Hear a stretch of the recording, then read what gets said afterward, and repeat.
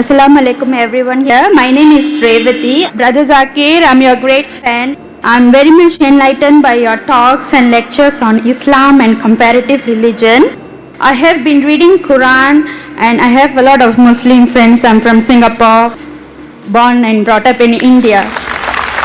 I have some questions and please clarify. Thank you so much. My question is, can we relate the regeneration of skin for hellfire as stated in Quran chapter 4 verse 56 as reincarnation of new life for real suffering? Thank you. Sister asked a very good question. Thank you. She said that can we relate? She said that she has heard my talks and she is impressed, alhamdulillah. That's the reason she's quoting with reference, alhamdulillah.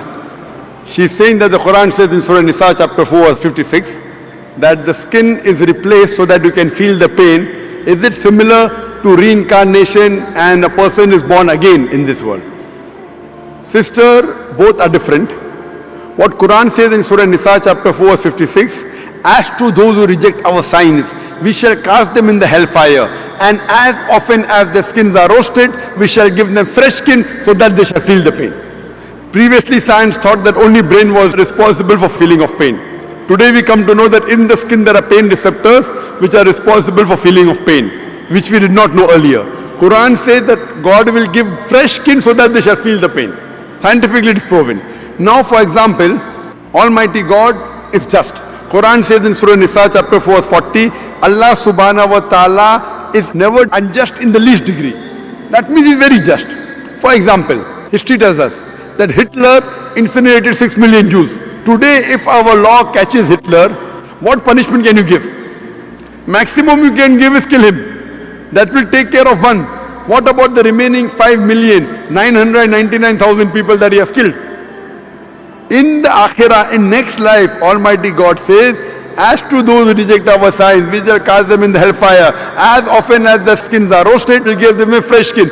If Almighty God wants to incinerate Hitler 6 million times, he can do it. 12 million times he can do it. This is an example of the punishment in the next life. This does not justify about the cycle of rebirth. This cycle of rebirth, sister, if you read in the Vedas, Veda is the most authentic book amongst all the Hindu scriptures. The Veda speaks about Punarjanam. In Rig Ved, volume number 10, Punarjanam. Punar means next, Janam means birth. Even we believe in next birth. Even Quran talks about next life. Once we die, we'll be resurrected on the day of judgment. Same thing Veda says. Punarjanam means next life. But the scholars of Hinduism, they came out with a philosophy known as Samskara. Samskara in Hinduism, it is the cycle of birth, rebirth, birth, rebirth, birth, rebirth. This is nowhere mentioned in the Veda.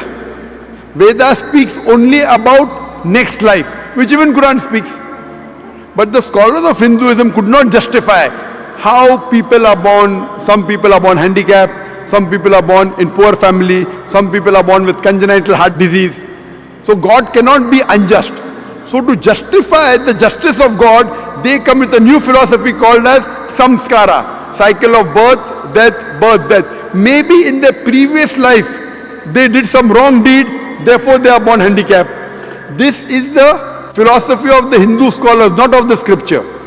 Your Vedas are very explicit, Punarjanam, next life. Even Quran says you come in this world. Allah says in the Quran in Surah Mulk chapter number 67 verse number 2, Allazi khalaqal mauta wal hayata. It is Allah who has created death and life to test which of you is good in deeds. So this world you have only life once. Once you die, Almighty God will resurrect you on the day of judgment. That's what the Vedas say. But the Hindu scholars, they could not explain why some children are born deaf, some dumb, some with heart disease, some in a poor family. Because they could not justify, they came with this philosophy which is not mentioned in the Vedas. Same way if you read Bhagavad Gita. Bhagavad Gita says that how does a soul change body? How does a caterpillar, when he goes to a blade, he jumps onto a new blade? Same way the soul changes into a new body. Doing once we have no problem, but doing multiple times is totally wrong. Now I will give the explanation. What does Islam have to say that? Now you will ask me the question, okay, if the Hindu Pandits are wrong, what is the explanation in Quran? In Islam, As I mentioned, Allah says in Surah Mulk chapter 16 verse number 2, Allazi khalaqal mauta wal hayata. It's Almighty God has created death and life to test which of his good deeds. So this life, sister, is the test for the hereafter. Every year when you appear for the examination, the test paper keeps on changing, right or wrong? You can't have the same paper. Similarly, Almighty God tests different people in different ways. The Quran says your children are a test for you. Quran says your wealth is a test for you. So Almighty God makes some human beings born poor, some rich. For the rich people, they have to give zakat. In Islam, every rich person who has a saving of more than 85 grams of gold, he or she should give 2.5% of that saving every lunar year in charity called as zakat.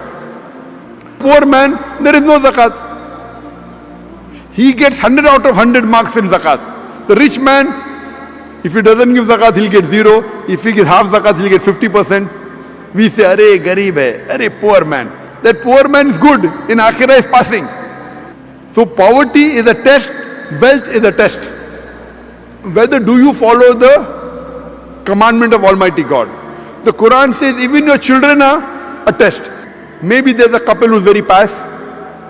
To that couple is born a baby who has congenital heart disease. That baby has done no sin. Quran says every child is born as a masoom. Every child is born sinless. It is a test for the parents. That do the parents yet have faith in Almighty God? If the parent has less faith, he will start complaining, what type of God is this? I have prayed so much, yet he is giving me a child with handicap. A good Muslim, he will say, Alhamdulillah, praise be to Allah. He will accept it. He will not complain. Maybe God wants to give that parent higher degree.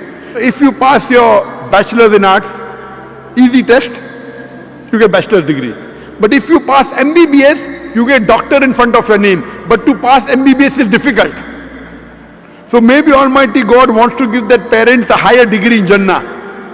Even if they pray 5 times, now God wants to test them by giving them a child which is handicapped. To see whether the parents yet have faith in God or not.